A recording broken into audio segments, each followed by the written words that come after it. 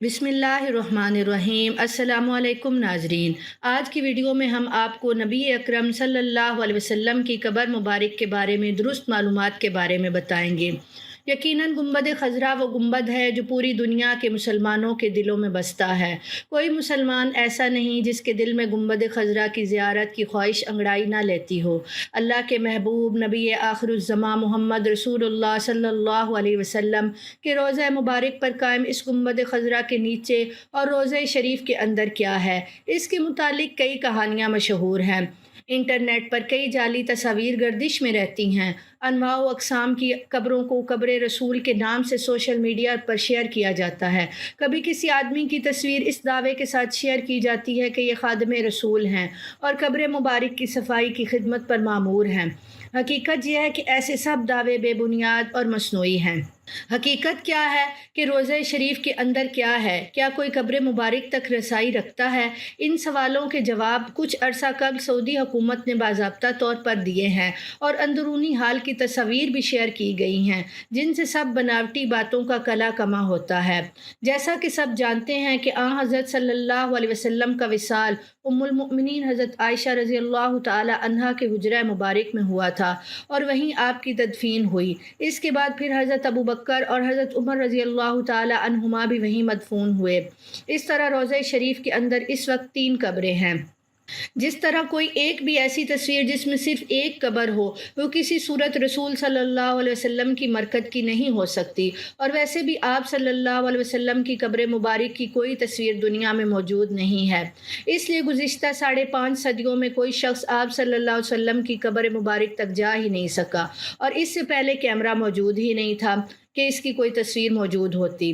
وہ حجرہ شریف جس میں آپ صلی اللہ علیہ وسلم اور آپ صلی اللہ علیہ وسلم کے 2 اصحاب کی قبریں ہیں، اس کے گرد ایک 4 دیواری ہے۔ اس 4 دیواری سے متصل ایک اور دیوار ہے جو 5 دیواروں پر مشتمل ہے۔ یہ 5 کونوں والی دیوار حضرت عمر بن عبدالعزیز رحمہ اللہ نے بنوائی تھی، اور اس کے 5 کونے رکھنے کا مقصد اس سے خانہ کعبہ کی مشابہت سے بچانا تھا۔ اس 5 دیواری کے گرد ایک اور 5 دیواروں والی فصیل ہے۔ اس 5 کونوں والی فصیل پر ایک بڑا سا پردہ یا غلاف ڈالا گیا ہے۔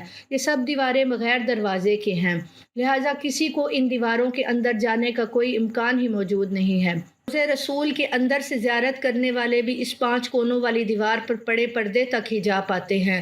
روضہ رسول پر سلام عرض کرنے والے عام زائرین جب سنہری جالیوں کے سامنے کھڑے ہوتے ہیں تو جالیوں کے سوراخوں سے انہیں بس وہ پردہ ہی نظر آ سکتا ہے جو حجرہ شریف کی 5 دیواری پر پڑا ہوا ہے۔ اس طرح سلام پیش کرنے والے زائرین اور آن حضرت صلی اللہ علیہ وسلم کی قبر اطہر کے درمیان گو کہ چند گز کا فاصلہ ہوتا ہے، لیکن درمیان میں کل 4 دیواریں حائل ہوتی ہیں۔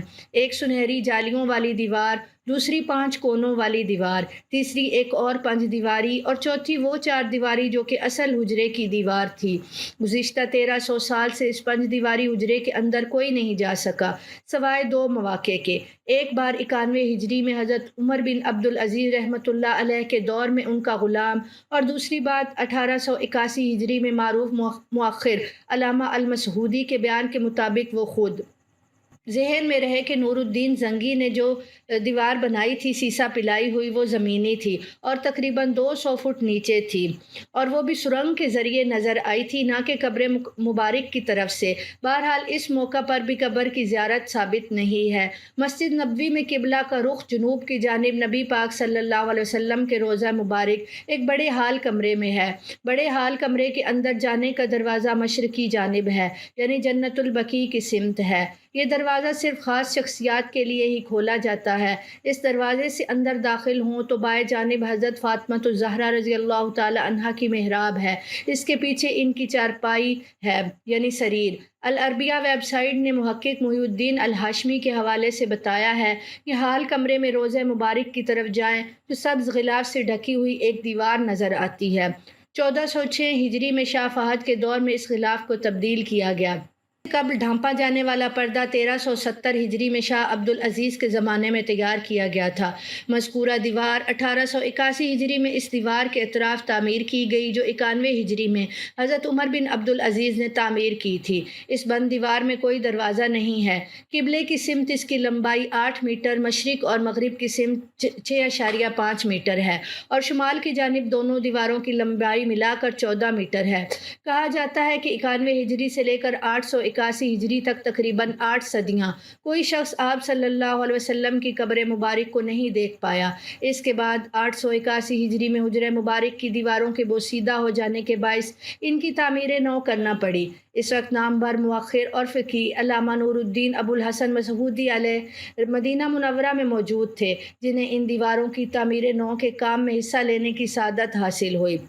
ہیں کہ 14 شعبان 881 ہجری کو 5 دیواری مکمل طور پر ڈھا دی گئی۔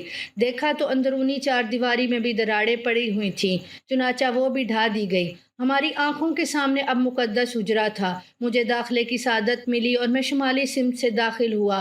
خوشبو کی ایسی لپٹ آئی جو زندگی میں کبھی محسوس نہیں ہوئی، اور میں نے رسول صلی اللہ علیہ وسلم اور آپ کے دونوں خلفاء کی خدمت میں ادب سے سلام پیش کیا۔ مقدس حجرہ مربع شکل کا تھا اور اس کی 4 دیواری سیاہ رنگ کے پتھروں سے بنی ہوئی تھی، جیسا کہ خانہ کعبہ کی دیواروں میں استعمال ہوئی ہے۔